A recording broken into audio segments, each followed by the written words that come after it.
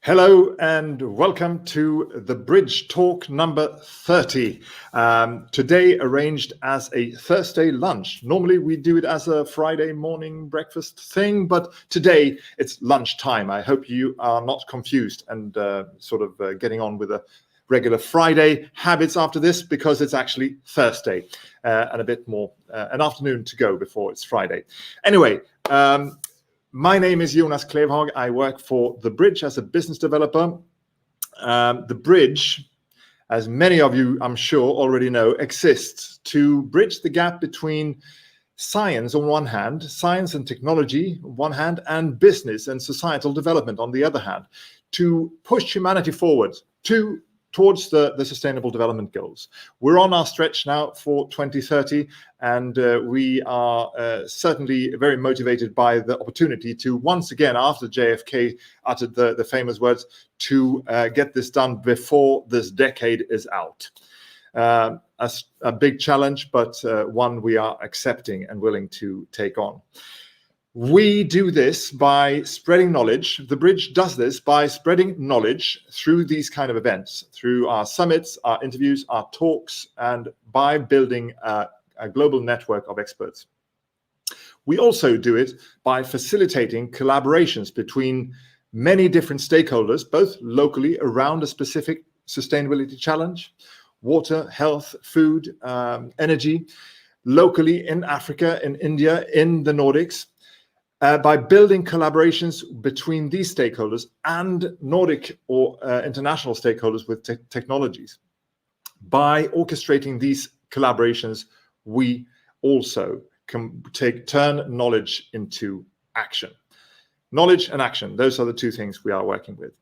And please check out our newly launched website, thebridge.se, to find out more about the ongoing teamworks that we're building right now. So today we're combining lunch hour with some food for thought. I hope you've got some nice things set before you, so that you can combine food for the stomach with the food for brain.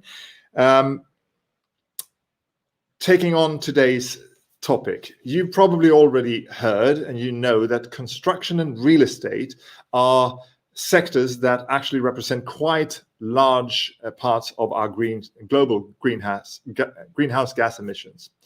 It's not just the buildings and how they are built and the materials that go in them, but it's also how they are powered, how they are heated, and so forth. So during their lifetime. So in both senses, real estate is a heavy greenhouse gas emissioner. And then you've also probably heard that transports are quite a heavy contributor to greenhouse gases as well, both in how we move as people and how we transport our goods. But have you heard that the combination of these two areas, the real estate on one hand and the transports on the other hand, actually could hold the key to a major improvement in how we reduce greenhouse gas emissions in the future?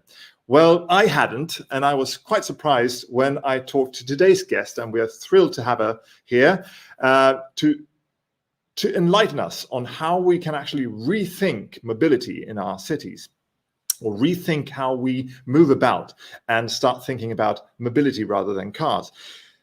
So today, with a long background as a city in city planning processes focused on mobility, today's guest has taken on the huge challenge through her own agency, Plan M, to actually help us rethink how we regard moving about in our cities for the benefit of a sustainable future.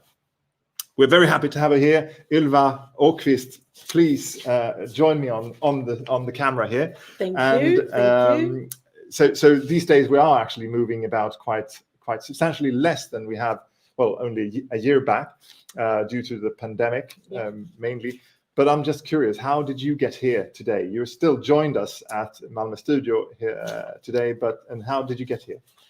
Well, I walked. You walked? Yeah, normally I always take the bike, but today I walked. That's a nice, actually very nice way to move about, because you need to think very little about what happens around you. You can spend a lot of your mind, or devote a lot of your mind to the thoughts. Actually, if you bike, you need to mind things. If you travel by any other means, then you have to actually focus a lot on moving. Yes, that was my idea today. I need to focus today for today's. And a warm welcome. The camera is yours, and the next 30 minutes or so, or 25 or 25, I think, 25-ish minutes are yours, and then we'll finish up with some questions, hopefully from the audience, but also from me listening. Yes, thank you very much. Thank you for coming here. Okay, imagine a city, a green city, free of pollution, a city where you hear birds singing and the traffic, instead of the roaring traffic. A city where walking, biking, go by public transport is a natural choice when it comes to move around. A greener city where cars are no longer the first choice of transportation. Utopia. No, I truly believe this is possible on a global scale, but there is a fundamental problem. After 10 years supporting sustainable transport on a municipality level, I realized that there's a sustainability gap between how we plan our cities and how we build our residential houses and the workplaces. The majority of the residential houses and workplaces is built with cars and the parking spaces in mind. Even though everyone knows that the climate change strongly indicates that we need to use other transportations options than cars. We are, simply put, building for the old world rather than for the future. This needs to be changed. Not just because of the UN Sustainable Goals, but because of the rapid urbanization and the new generations to come that will live in these cities. Cities should be a vibrant place for people and not for cars. So, how do we do to succeed making in this change from cars to other modes of transport? How do we go from being car-focused to mobility-focused? Well, I have not all the answers, but today I will highlight what we need to be done, what can be done just by changing our perspective and then act on that perspective. So where do we stand? Well, let's start at the big picture. Since the last ice age, 12,000 years ago, humanity has prospered, much due to the predictability of the climate.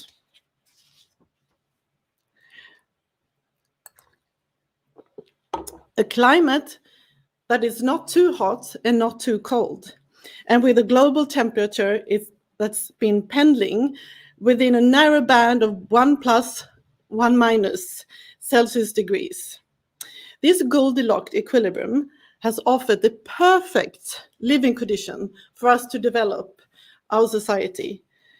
But according to institutions like Swedish Resilience Center and Professor Rockström, we are now at a crossroad.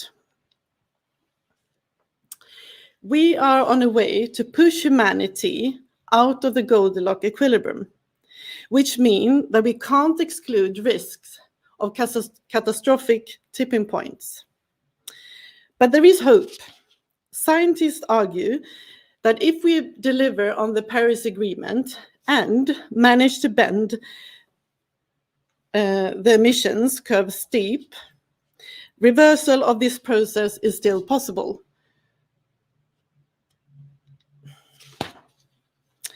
And to accomplish this, Rockström and company have concluded that we need to halve the CO2 emissions every decade.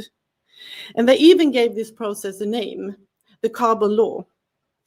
Following the carbon law enables us to succeed in decarbonization in the future and stay in the Goldilocks equilibrium. The carbon law is a light in humanity's global environment challenge. I mean that it gives us a map to follow and a path to humanity's survival.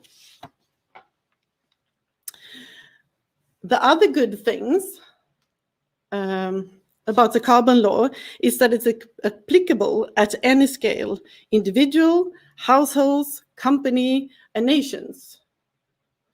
That means that if we as individuals, households, companies halve our emissions every decade, we actively contribute to the necessary decarbonization of the globe.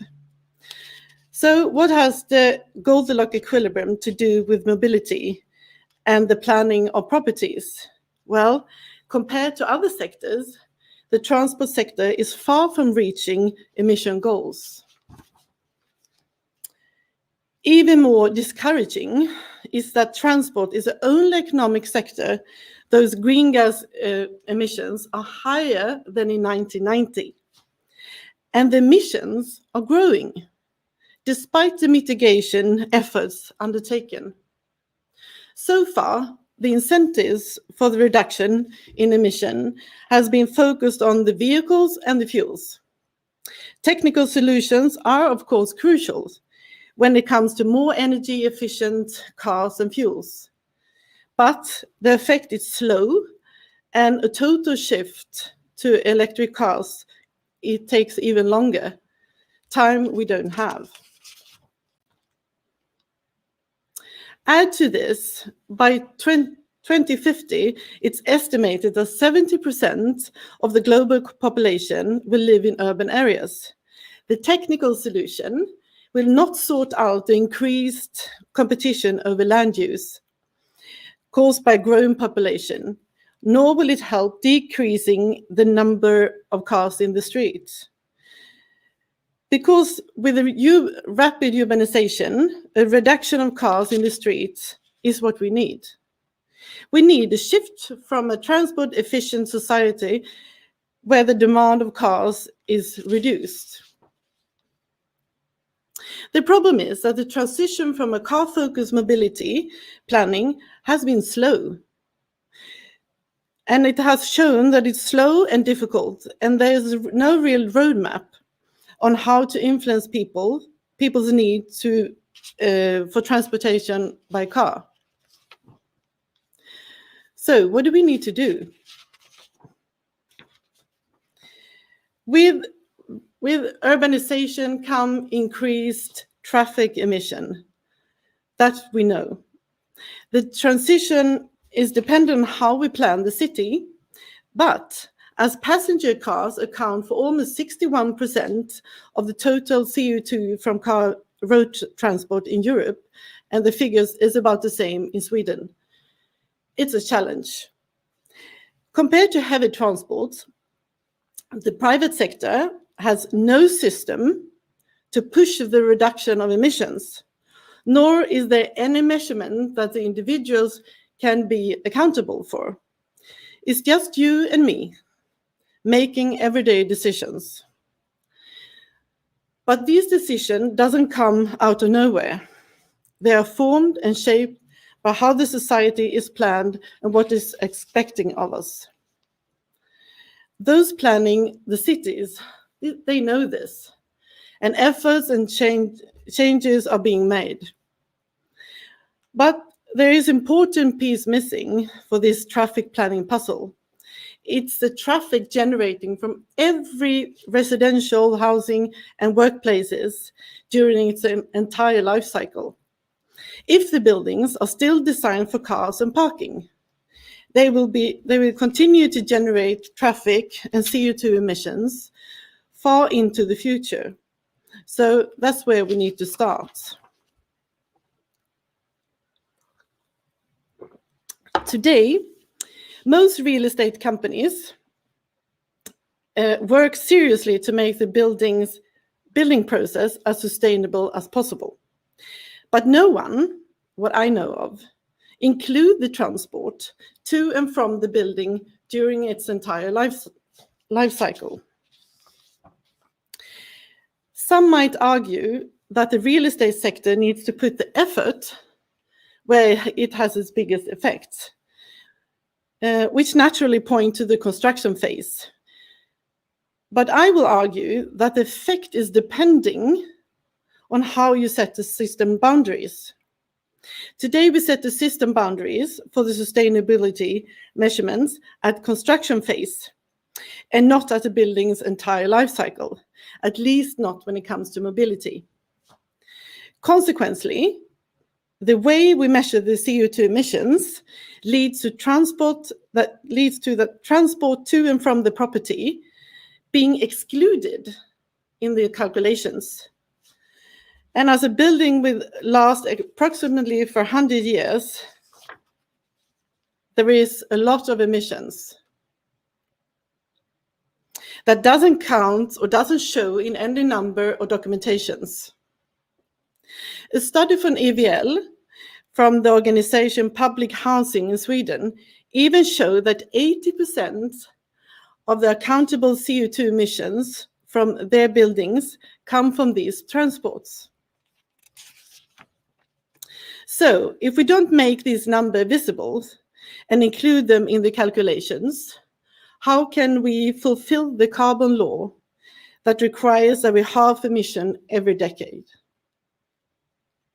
Unfortunately, when you look at the long-term plans for EU taxonomy, science-based targets system for scope 3, the Swedish the Swedish building declarations and other official documents and declarations, no one takes traffic on property level into account. My point is, if these measures are not included in the system, we tend to not see them, even if we know that these CO2 emissions exist. And if no one sees it, no one will take the responsibility for it, and there will be no change. So we need to put responsibility where it belongs.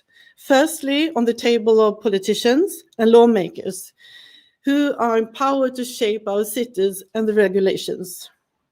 And as I see it, secondly, the real estate sector that design and build residential houses and office buildings. How could we else turn the negative trend of transport emissions around? Luckily, there are things that can be done. Stakeholders within city planning and the real estate sector contribute to the goals of carbon law simply by incorporating traffic reduction solutions in the residentials and office properties. Solutions that are built in from the start. So how should we do it then?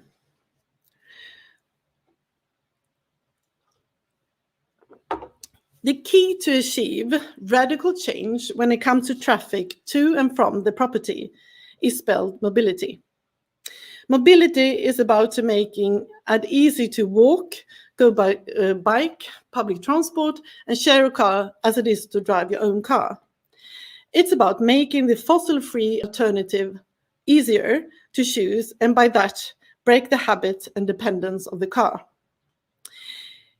I will here give you two perspectives on how mobility can be used to make the transition from today's focus on cars and create a positive development. The first one addresses mobility on strategic level for real estate companies. If you include residential and work traffic into scope 3, you broaden your sustainability work as well as you building less parking places. Subsequently, this will also strengthen your brand as being truly sustainable and ultimately strengthen your business. The other perspective is on project level. To make it as easy to walk, go by public transport, bike, share a car as it is to use your own, property owners need to plan every detail with mobility in mind. Every property, residential or workplaces, should 1. Be planned so it plugging seamlessly into the transport system surrounding it. 2. Offer a great variety of transport options for the different occasions so people feel less need of their own car. 3. Be planned with smartness and knowledge about how the human brain works and how we make decisions. My point is that the burden of the transition to a more fossil fuel-free transport should not be put on individuals.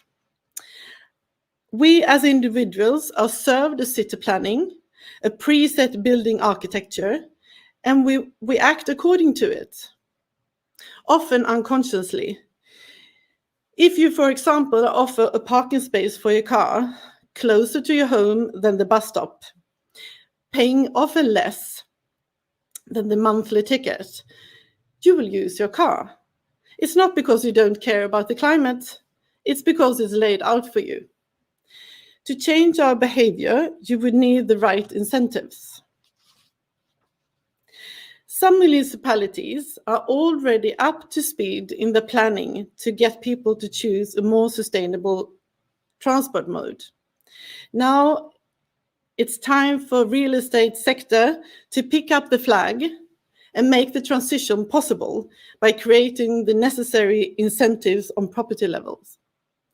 Real estate companies and architects who design the houses and therefore also the behavior are in the golden seat to make the transition possible.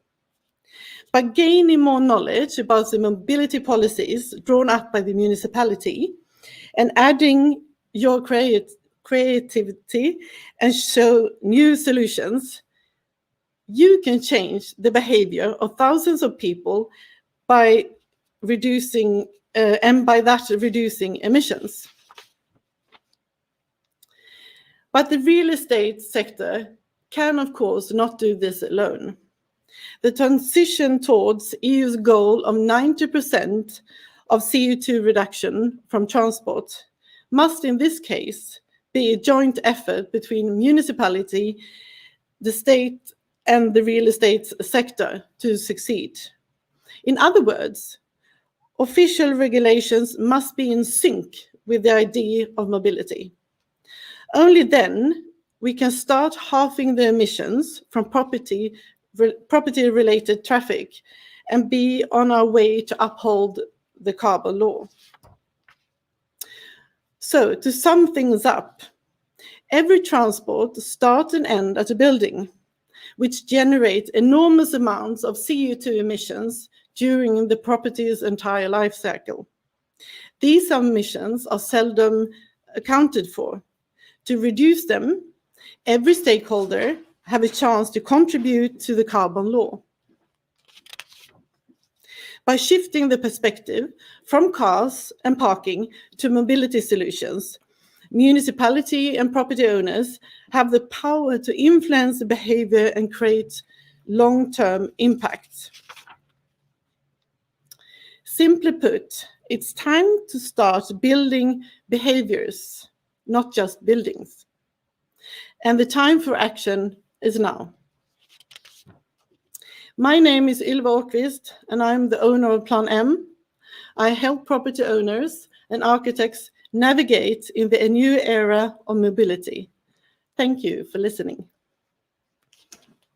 Thank you very much, Ylva, for that talk and that enlightening perspective. You're arguing basically that we're actually missing out a great part of the emissions that we are the reason to. But through housing and through real estate, we and these are never accounted for, really. So nobody can really take responsibility for them. Yeah, that's right. And I must say the cities or the municipality have all the transport together, but it's not the responsibility for it because it's in individuals. Yeah. So this obviously comes back to then regulations. Some real estate developers might argue that, well, there's regulations. We need to have parking there because otherwise we don't fulfill the specifications of the city plans and so forth. And there you argue that there are municipalities that are actually leading the way. Some are good at this. Definitely. And it must be, as I said, it must be a joint effort, both for the municipality and the real estate, because there are lots of regulations that stop the real estate owners to do the work that I many times want to do. So, Right. yeah. But I've read about cities like Paris who have looked into ideas, or many cities actually, that look into the idea of a 15-minute city. This is obviously comes a bit outside of the scope of the specific building perspective that you are advocating for, but could you help us just explain how that fits in, the 15-minute city concept, what it is and how it fits into your ideas and your points here? Okay, so this 15 minutes city is the municipalities want to plan. So there's easy to walk, like 15 minutes. Every important place to go should be within 15 minutes. Okay. And that's a ambitious goal and also a way to fulfill the sustainable goals. But when I started Plan M, I wanted to fit into this because I realized that so the municipality plan a lot, but as every trip starts and ends on a property, and we're still planning the property as is used for cars, then it doesn't fit really in. No. So Plan M we think we must fit in the properties into this 15 minutes city by making it as easy to walk and bike and go by public transport. So that's a city that goes for a 15-minute idea would be a good condition for making sustainable or mobility-focused buildings. Yeah, I mean, of course, if you have a city where it's not this, you have no public transport and you don't have plans for bike and walking, I mean, obviously you can do as much. I mean, you can do a lot on the property, but nothing will change because it needs to plug in seamlessly into the planning. So that is very important. Yeah. So everybody, I guess, agrees that there's a momentum in this process. It takes time to move because to some extent you need to serve the needs of today, and then you sort of confirm the needs of today as well, or you cement them. And what are the good? Could you give us a couple of good examples of buildings that have done this in an ingenious way, so that it actually fits in today, but still looks for tomorrow? Yes. I will give two examples. One is from the workplaces, and that is actually from Zurich. It's a shopping mall. Actually, 10 years ago, they built this shopping mall, and municipalities say, okay, you as a real estate owner, you have to put, you will have a limit of your traffic generated on this property, which means that the property owners have to sort of work out a way that it's very easy to go there with public transport. And of course, there was a public transport, but also by bikes and walking. And the limit, if it was over that, then the municipality can go back to them and say, okay, this is not working. So that's one example, but we don't have that regulations in Sweden, though. And others are there no municipalities in Sweden that put these requirements on real estate developers for, let's say, for shopping malls or for residential real estate? Are there no municipalities that actually put these demands on the developers for mobility or transport? Yeah, no, not the maximum. We say call it maximum parking. So no, we don't have that. No, okay. We don't have that, and for various reasons. But that would be a good starting point then, to actually go back to the municipalities and say that you should look at this. This is a phenomenon you need to regulate accordingly. Yes, or the real estate sector can do that for themselves, because they will fulfill the science-based target scope 3, which is a quite difficult one, but still, I mean, if we start now progressing this work, so maybe it's possible in the future. So I see we need to do it jointly, both the municipality and the real estate owners. It's not the responsibility of one person, because we are all responsible for the global sustainable goals. So these things, when you talk about how we live and how we move about, they're obviously very big parts of our everyday life. And if you look into the future, you're proposing to change these everyday behaviors, to build new behaviors.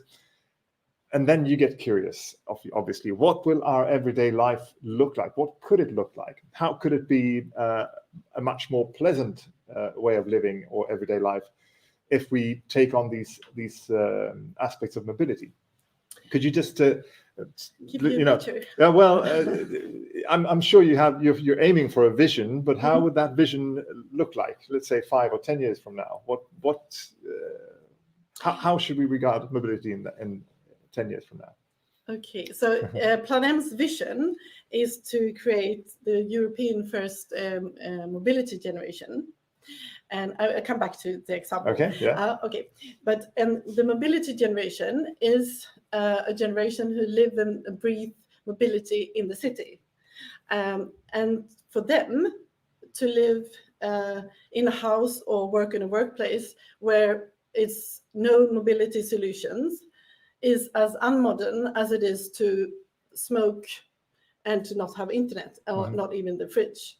That is my vision. That ubiquitous part of everyday life, that standard part of the life, should mobility be? Yes, it should. And of course, we need to be many actors to work through this. But I think we need to push the limit, and we need to give this picture. And as an individual, if you live in this house, then you have, for example, bikes for different occasions. Like if you need to move your washing machine because it's broken, you take your cargo bike. And if you go to the city, to the next city by train, you take your folded bikes. You can of course borrow at your house. But you also have your parking spot far behind, like 500 meters away, because then it's as easy to go to your car than it is to go to the public transport. And this means that there's more space in the city to use for walking, and you can hear the birds singing, and the kids can play on the street. So of course it's more pleasant. It's more like a vibrant city for social life rather than for cars. So basically,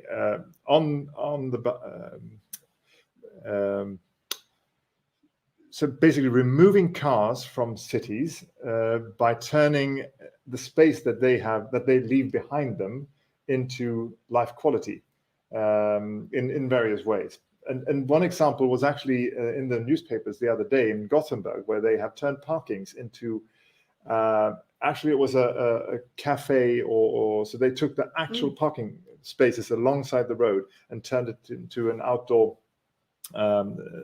canteen or restaurant. That's an easy one, but we've seen that with other car sharing companies as well, that they want to turn parking into parks. Would that be then a consequence, one solution perhaps to connect with the solutions that you're promoting in building mobility-focused buildings? Yeah, definitely. So if the municipality has a possible to plan the city where we don't need that, the demands for cars is not so high, then you can build parkings, green parks, and you can use the space in a different way. But to make that happen, we need to have a reduction of car needs or demands. And that starts and ends at the property, and of course by the individuals. But as I said in my presentation, that we should not put the heaviest burden on individuals, because we need to focus to organize our cities and our houses and workplaces so it's possible. So let's have the municipalities, the real estate developers, and the citizens share the burden, or contribute with what they can. But for sure, there's an opportunity for real estate developers to do better, at least with their new buildings. Now, So there's a lot of existing buildings in cities already. Yeah, most of them is like that. Most of them are actually, yes. And so is there a possibility also to work with these concepts to decarbonize existing buildings, or retrofit these ideas onto existing buildings? Yes, I would say, and that is very important, as most of the buildings actually are already existing. And even the buildings, they've been maybe built in the 50s, where the car was all the will have everything. Now we see a need for other mode of transport, and of course, if you take a big view of your property and turn it into, okay, so what do we need to make it future proof? So that is what we need to make it future proof. And it's not just to put the electric car thing on the property and say, oh, okay, we just put in 5 there. It doesn't help. I mean, you have to have the broad picture saying, okay, why is the bike racks never taken care of? And do we have enough? And what do we do with the parking place? I mean, we still need to have parking places. It's not about taking away all the cars. It's not like that. We should just use them a little bit more efficient. So instead of having a lot of parking places where maybe some people have 5-6 car parking places in these big areas, and some have none. I mean, we should look into it and document how is parking places used, and then you can turn it into new buildings or better parking lots. A space for your Christiania bike, for your cargo bike, for your billet, because the space now is difficult to find a space for them. So definitely, we need to swap everything. So you're saying that most solutions to retrofit these ideas onto existing buildings would be based on basically removing parking and improving the possibilities to bike and to use your bike and use bikes for all kinds of things in a much easier way. Bike services, bike models, and bike cargo bikes and so forth. Bike sharing and so forth. To have that more accessible and to have the cars less accessible. That would be the main idea, to revise existing buildings. Yes, but I will point out that it's not about take away all the parking places. It's just thinking a little bit different. Change the perspective and say, okay, is it possible to put the car places out in external parking areas and rather use it for green and as you said, for lots of these car sharing places and bikes. Yes. So it's not just about putting these electrical things in for the cars. And that's a good point. So maybe use 1 or 2 of the parking lots in the basement of a large residential building and turn it into a bike repair shop where the residents can go themselves and fix their bikes and make it easiasier. Definitely, definitely. And what many of these big companies or own a lot of apartments and parking places is that we don't really know how much parking places we have. Like if you have 25 or 30 parking apartments, like the old day, maybe you don't even know how much parking spaces you have. And suddenly, if you try to invent that, document it, then it's possible to say, okay, we don't need all this. I mean, maybe it's not a problem even, because people don't use it in the way that we think they do. So it's a change of perspective and try to look into what we have and then start doing the transition from car focus to mobility focus. I am, for one, very, very eager to see a future with more bikes and more biking for myself, and innovative cargo bikes and solutions for that. I would love to get going on those kind of solutions, and I can definitely see that as a bright part of the future. Ylva S. Åqvist from Plan M, thank you very much for joining us this lunch. I hope you've had as much food for thought as I have. Certainly inspired. And the next Bridge Talk will actually be on March 18th, where we will do this talk in combination with, or in cooperation with, Lund School of Economics and Management, with Axel Hilling and others, talking about sustainable taxation. So another way to change the infrastructure and incentives for people and companies to do better with respect to the Paris Agreement. And then, not to forget, in April 27 to 29, the Bridge will host a 3-day conference, which we called #GetReadyForCOP26, where we actually update the public on what's being done from the businesses, from the NGOs, from the public sector, the municipalities, the regions, and from the universities. What's being done with regards to how are we doing with regards to the Paris Agreement? What's being done? What can we do better? That's April 27th, 29th. Get ready for COP26, which obviously will take place in November in Glasgow, hopefully, this year instead of last year. So with those words, I thank you for sharing the lunch hour with us. Again, thank you, Ylva, for joining us and for sharing your ideas. And thank you very much. Have a great day.